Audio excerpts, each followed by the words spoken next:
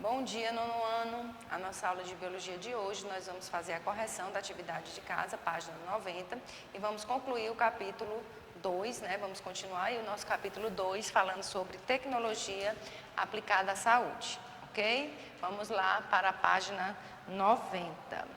Seção atividades. Em qual período histórico ocorreu a invenção do microscópio óptico? Qual a contribuição inicial desse instrumento para a biologia? Tá?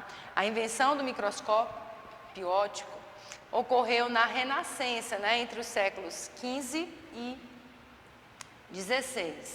Por meio desse instrumento, né, do microscópio, dessa invenção, foi possível descobrir a existência do mundo microscópico dos seres vivos e a sua constituição celular, antes desconhecidas pelos cientistas da época. Ok? Então, o estudo de organismos microscópicos, organismos unicelulares, só foi possível o estudo da célula a partir do momento em que foi inventado o microscópio. Segunda questão. A quem é atribuída a invenção do primeiro microscópio óptico? Né? A invenção ela foi atribuída aos holandeses Hans e Zacharias Janssen, que eram pai e filhos, né, ópticos, eles tinham uma ótica, tá? Trabalhavam com lentes, e isso foi mais ou menos por volta do ano de 1595, tá bom? Terceira questão. Embora não apresentasse formação universitária, o comerciante holandês Anthony van Leeuwenhoek realizou estudos microscópicos pioneiros que representaram contribuições importantes para a compreensão da natureza microscópica dos seres vivos. Cite algumas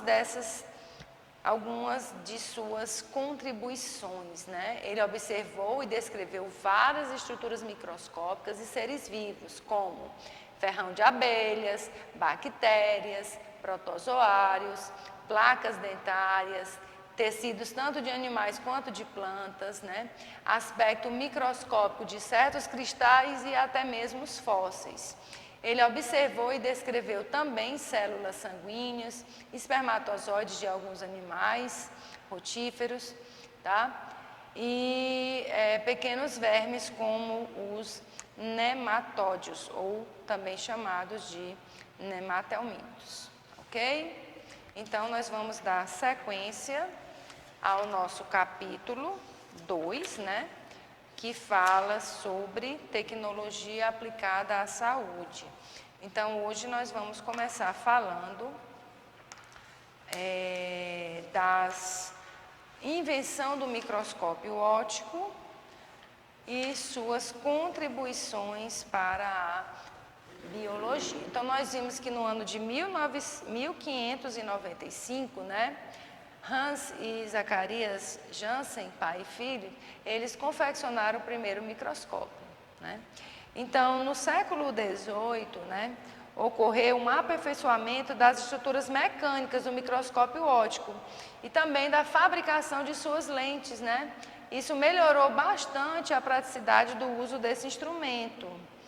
Mas, mesmo assim, as imagens aumentadas, né, mesmo com essa melhora, elas produziam espécies de borrões, que foram chamadas pelos cientistas de aberrações. E isso limitava as observações microscópicas, ou seja, eles não viam nitidamente, eles viam umas manchas, né, desconfigurando, e aí eles chamaram isso de aberrações. Somente a partir do século XIX, né, o microscópio óptico ele apresentou uma melhora significativa, especialmente em relação às suas lentes, tá? No ano de 1880, os microscópios ópticos eles começaram a apresentar uma resolução de 0,2 micrômetros, tá? É a unidade de medida aí para poder ampliar. Valor que permanece nos microscópios atuais, ok? Então, o aperfeiçoamento do microscópio óptico, sem dúvida, foi determinante para o avanço dos estudos na natureza microscópica dos seres vivos, tá? Então, graças ao aperfeiçoamento do microscópio, cientistas como Matthias Scheider e Theodor Schwamm chegaram à conclusão de que todos os seres vivos são constituídos por células. E daí eles formularam a teoria celular. Tá? Nós vimos que outros cientistas, eles conseguiram, como Robert Hooke, né, observar material de vegetal, a cortiça, né, naquele seu experimento com a cortiça. E daí tiveram, né, a oportunidade de ver aquela pequena cavidade, da qual eles chamaram de célula, que significa pequena cavidade, e tornou-se, portanto, para o português, o que nós chamamos de célula. E essa teoria celular, gente, ela tem 3 pressupostos importantes, 3 princípios importantes, tá? Que nós sempre devemos levar em consideração. Todos os seres vivos são formados por células, né? E por estruturas que elas produzem, ou seja uma bactéria, né, que é um organismo unicelular, seja uma alga, seja uma planta, um protozoário, um animal, todos temos célula ou células, tá? Depende, se for uma única célula, os organismos unicelulares como bactérias e protozoários são chamados de unicelulares, se tiver um conjunto de células são os multicelulares. Segundo ponto da teoria, a célula é a unidade morfofisiológica dos seres vivos, ou morfológica e fisiológica dos seres vivos. A morfologia estuda a forma, a fisiologia estuda o comportamento. Então, a célula é a unidade que dá forma e funciona em todo e qualquer ser vivo. E as células, todas elas,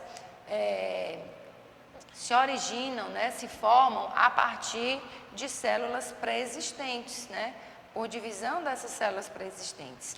Então, essa teoria celular, gente, ela é muito importante, ela é a base da citologia, tá, que é a parte da biologia que estuda a célula.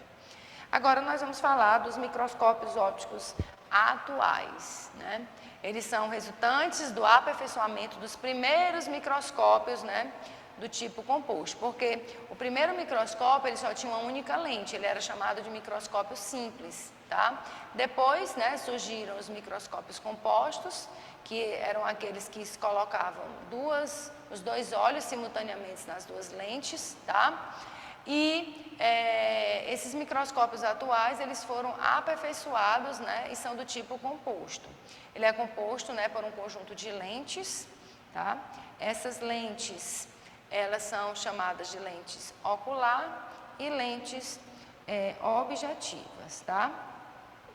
As lentes objetivas, gente, elas são responsáveis pelo primeiro aumento da imagem, tá? E são elas que ficam próximas ao objeto.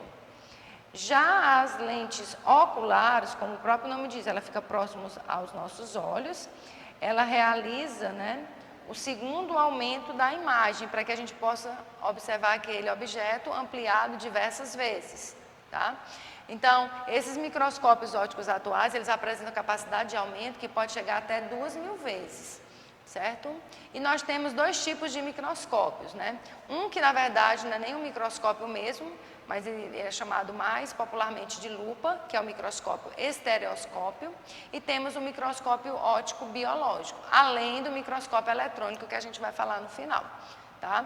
Então, a lupa, né, ela serve para você observar a superfície do objeto, né, feixes de luz que vão incidir sobre o objeto, e você pode ter essa imagem, né, ampliada 200 vezes, tá? Já o microscópio óptico biológico, ele também utiliza uma fonte de luz para poder obter a imagem. O aumento dele é muito maior, cerca de 2.000 vezes, mas o objeto ele precisa estar bem fininho para que a luz possa atravessá-lo e dessa forma obtermos uma imagem, ok? E o microscópio eletrônico, né, ele surgiu em 1931 e ele permite aumentos fantásticos, gente. Só existem grandes centros de pesquisas e alguns setores de algumas universidades, tá? Promovem um aumento de 5.000 a 500.000 vezes, ok? Qual a diferença dele, do microscópio óptico? Que o óptico utiliza luz para obter a imagem. Aqui não, utiliza-se feixes de elétrons, certo? Aqui nós temos o microscópio óptico biológico, tá? Que é esse aqui, ó. Ele é composto por aquelas lentes onde você vai botar os olhos. Aqui são as lentes objetivas, aqui são as lentes oculares. Aqui você vai colocar o objeto, vai manusear, né, para poder observar aqui. Aqui a gente tem uma lupa, o material vai ser colocado aqui, os seus olhos aqui, né? Todos os dois funcionam com luz, sendo que o estereoscópio, que é a lupa, você vai ter um de 200 vezes, enquanto que o microscópio óptico biológico, ele vai ter um aumento de até 2.000 vezes, ok? Aqui nós temos algumas imagens do microscópio, que são vistas, né, no microscópio óptico biológico, tá? Como ele tem um poder de aumento bem maior, até 2.000 vezes, é possível observarmos protozoários, como mostra essa imagem aqui, né? A gente tem aqui um paramécio, um protozoário ciliado na água, tá? Isso verde são algumas algas. E aqui nós temos a visualização de bactérias em forma de bastão, né? São os bastonetes, certo? Aqui nós temos imagens agora de uma lupa, né? Como ela mostra mais a superfície, né? A luz incide sobre o material, porém não atravessa. Superfície de folhas, né? Para ver as nervuras, tá? As larvas de insetos, para ver mais detalhes, né? Ali tem 3 tipos de larvas. E também estruturas de organismo, como, por exemplo, a cabeça de uma formiga, ok? Bom, agora a gente vai falar sobre as contribuições da tecnologia para a saúde, né? Então, a evolução da tecnologia, ela muito contribuiu, né, de forma muito rápida para que nós tivéssemos diagnósticos de determinadas doenças de forma mais rápida e eficaz, né?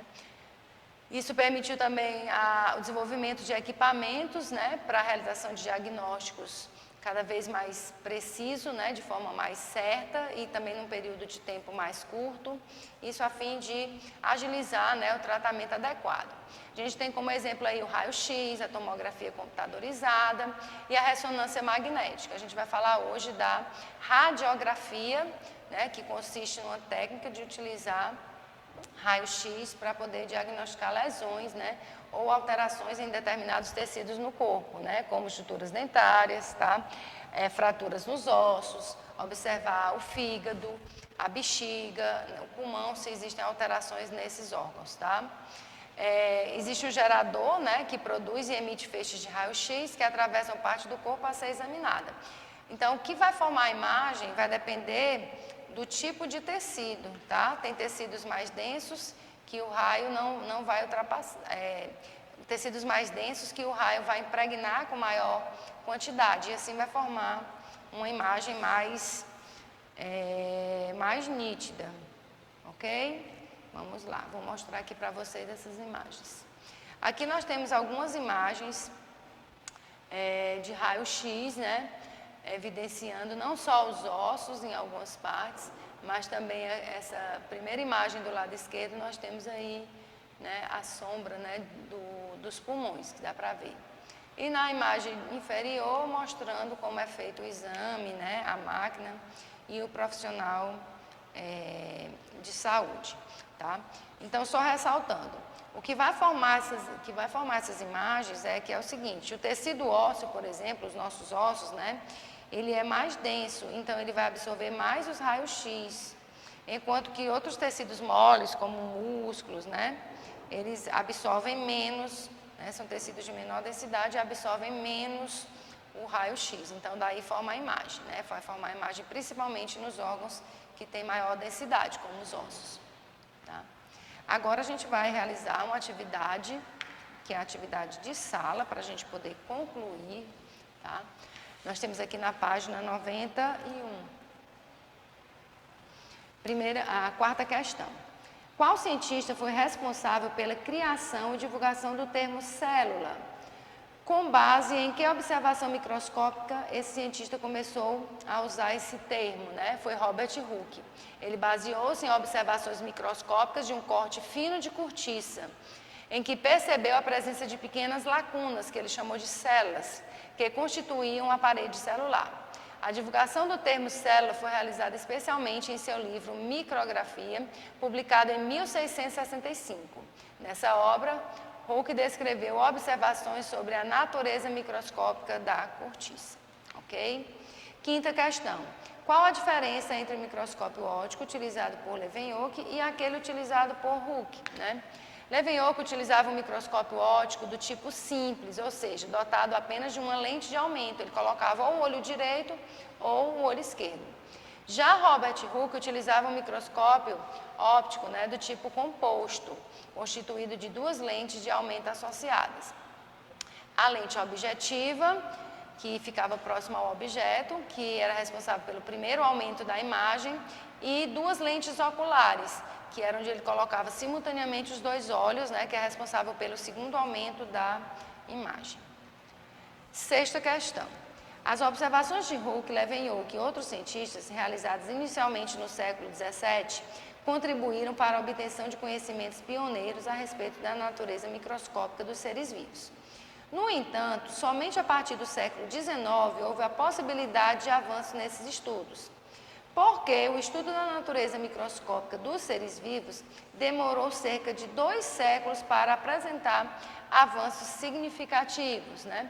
Os primeiros microscópios ópticos utilizados por Leeuwenhoek e Hooke apresentavam limitações no aumento na nitidez da imagem, além de as lentes produzirem aberrações acromáticas, né, que dificultavam a formação da imagem. O aperfeiçoamento das técnicas de polimento das lentes de aumento e dos mecanismos de focalização do microscópio ocorreu somente no século XIX, o que possibilitou maior nitidez e ampliação da imagem, além de corrigir as aberrações acromáticas que atrapalhavam as observações. O melhoramento do microscópio foi determinante para o avanço dos estudos sobre a constituição dos seres vivos, pois possibilitou a produção de imagens que revelavam um pouco mais, né, os detalhes do material biológico estudados, ok? E a última questão, o aperfeiçoamento do microscópio óptico motivou muitos cientistas a buscarem mais conhecimentos acerca da constituição microscópica dos seres vivos. Várias descobertas foram realizadas. Os pesquisadores Matthias Scheider e Theodor Schwann reuniram informações obtidas nesses trabalhos e elaboraram a teoria celular. Que princípios fundamentam essa teoria? Então, a teoria celular, ela tem 3 princípios, 3 fundamentos. Primeiro, todos os seres vivos são formados de células ou célula, dependendo do tipo, né? Se for unicelular é célula, se for multicelular é células. A célula é a unidade morfofisiológica dos seres vivos, conforme a gente já tinha explicado, né? E as células constituintes de organismos formam-se a partir de outras células pré-existentes, através de um processo de divisão celular, ok? Então, gente, por hoje a gente não finalizou ainda o capítulo, mas a gente deu uma avançada nele. Na próxima aula a gente vai falar sobre outras técnicas, né, de tecnologia para melhorar a saúde, né, como a tomografia computadorizada e a ressonância magnética, tá ok? Para a gente fechar na próxima semana. Então, a gente vai ficando por aqui. Façam as atividades de casa, se for AVA, realizem, se for Google Forms também, atividades do livro. E tenham todos um bom estudo, gente. Tchau, tchau.